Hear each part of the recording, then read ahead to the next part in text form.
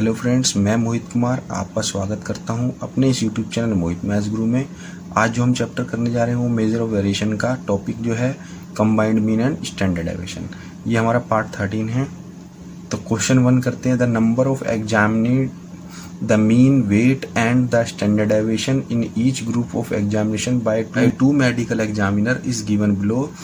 Find the mean weight the standard deviation of both groups taken together.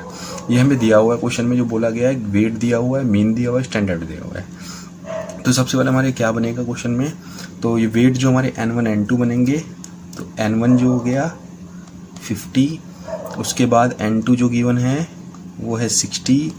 Mean को हम दो है ना हमारे पास ग्रुप A और B, तो हम यहाँ पे क्या कर देंगे x1 बार कर देंगे A ग्रुप को, तो ये मीन हमारा बन गया 113 x1 बार।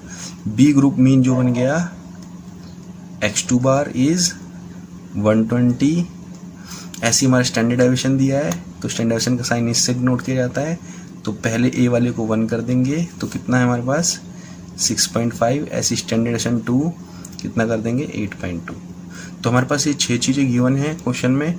इसके बाद हमें क्या निकालना है, टेकन टुगेदर का मतलब है हमें कंबाइंड मीन और कंबाइंड स्टैंडर्ड डेविएशन निकालना है। स्टैंडर्ड डेविएशन भी बोला है और मीन भी बोला है, दोनों का एक साथ। हम लोग सबसे पहले कंबाइंड मीन निकालने जा रहे हैं, जिसके लिए फॉर्मूला होता है x12 bar equal to N1 x1 bar plus N2 x2 bar upon में N1 प्लस N2। जैसे यहाँ पे हमारे पास A B था, C होता है। अगर ये 3 पार्टों में अगर हमारा कंबाइंड मीन होता तो उसको हम x बार 1 2 3 कर देते। यहाँ पे N1 x1 बार ही आता है, इधर N2 x2 बार ही आता है, प्लस में N3 x3 बार भी आ जाता है, और अपॉन में N1 plus N2 plus N3 आ जाता है। बस इतना फर्क होता है कंबाइंड 2 में और 3 में। हमें क्वेश्चन में N1 N2 x1 बार x2 बार सब गिवन है, यहाँ पुट करना है खाली। तो ये हमारे पास N1 था क्वेश्चन में 50 मल्टीप्लाई में 113 x1 बार आ गया, प्लस N2 इज 60 मल्टीप्लाई में x2 bar is 120 upon 50 plus 60। तो इसको मल्टीप्लाई कर ले, इसको मल्टीप्लाई करने पे आया 5650 प्लस 60 को 120 से करेंगे तो आएगा 7200 अपॉन में 50 प्लस 60 करेंगे तो आएगा 110। इन दोनों को प्लस कर लीजिए, प्लस करने पे जो आया वो आया 12,850 डिवाइड में 1110, 0 0 कैंसिल आउट। 1285 को 11 से डिवाइड करेंगे तो ये आ जाएगा आपका 116.82। तो हमारा x12 बार कंबाइंड मीन जो आ गया 116.82। हमें सबसे पहले स्टैंडर्ड डेविएशन निकालने से पहले D1 की जरूरत है, उस फॉर्मूले में लगेगा। तो D1 हमारा कैसे निकलता है, x1 बार माइनस कंबाइंड मीन x12 बार मोड में। तो पहले हमको इन दोनों को माइनस करके मोड करना है।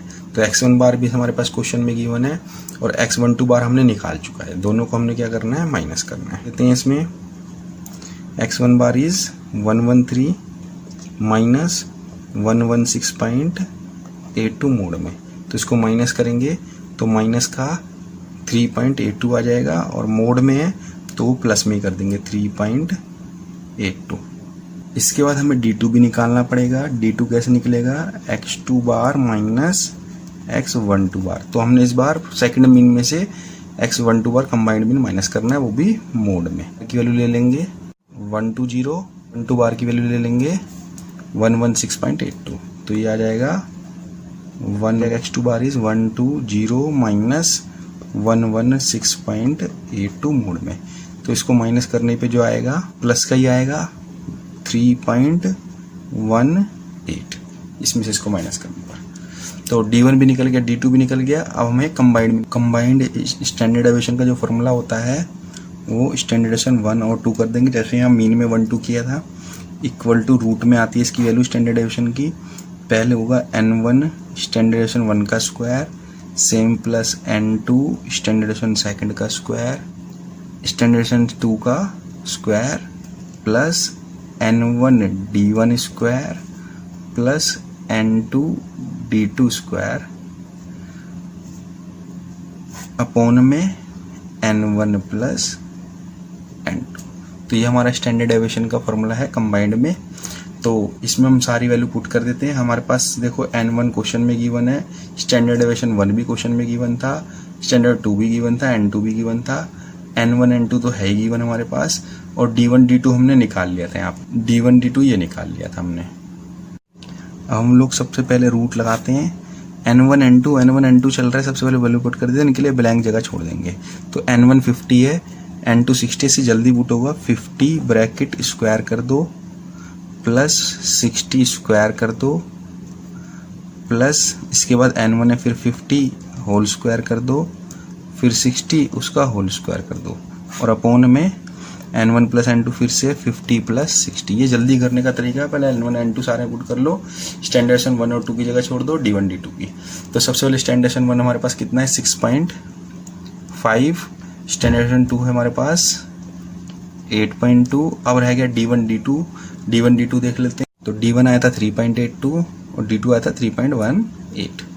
तो यहाँ D1 की जगह आ जाएगा 3.82 और ये आएगा 3.18।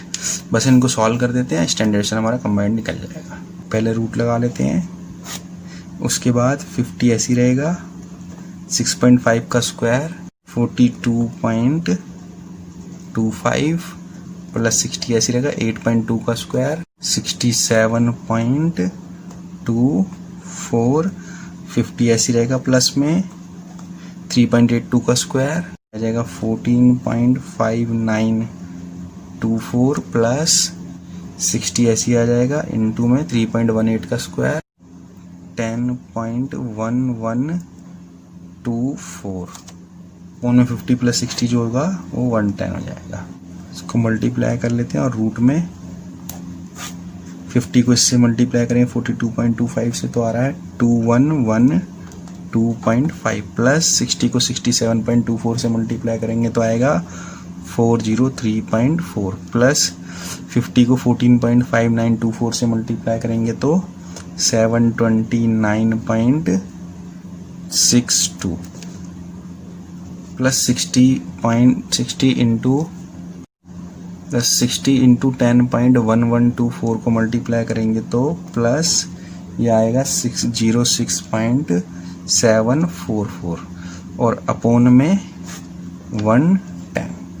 अब इन चारों का टोटल कर लेते हैं। तो ये स्टैंडर्डेशन 1 2 अंडर रूट, ये टोटल करने पर आ रहा है 7483.264 डिवाइड में 110। इसको इससे डिवाइड कर लेते हैं तो आएगा 68.03 रूट में। रूट निकालेंगे स्टैंडर्ड 1 2 8.25 आ जाएगा। तो ये हमारा तो कंबाइंड मीन आया था हमारा 116.82 और कंबाइंड स्टैंडर्ड डेविएशन आ गया 8.25। कंप्लीट है। Thank you. मैं आपको इसके जैसा एक क्वेश्चन अब स्क्रीन पे डाल रहा हूँ, देखो स्क्रीन के ऊपर पुट कर दिया है। अब वो उस क्वेश्चन को आपको क्या करना है, सॉल्व करना है। सॉल्व करके कंबाइंड मीन और कंबाइंड स्टैंडर्ड डेविएशन का आंसर आपको कमेंट करके बताना है, और अगर कोई प्रॉब्लम आती है तो आप मुझसे डिस्कस कर सकते हैं कमेंट करके। Thank you very much.